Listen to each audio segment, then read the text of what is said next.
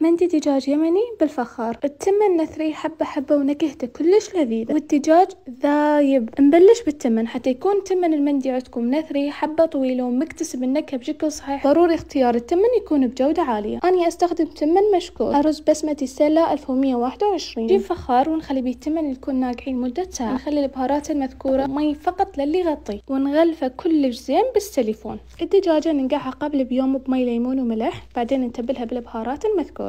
نجيب ورق زبدة ونخليها فوق الفخار، نثقبها، وبعدين نخلي الدجاجة. ندهن وجه الدجاجة بملون المندي، وبعدين نرجع نحط فوقها ورق زبدة ونغلفها بالسيليفون، وندخلها للفرن بحرارة 200 مدة ساعة وربع، مشتغل فوق وجوا. وبعد ما يستوي نشيل الدجاجة ونرجعها للفرن تتحمر، ونخلي التمن ملون المندي وندخنه بالفحم ونرجعه للفرن 5 دقائق، وراح يطلع لكم ألذ تمن. راح تجربوه، تزينوه بالطريقة اللي تحبوها، وألف عافية.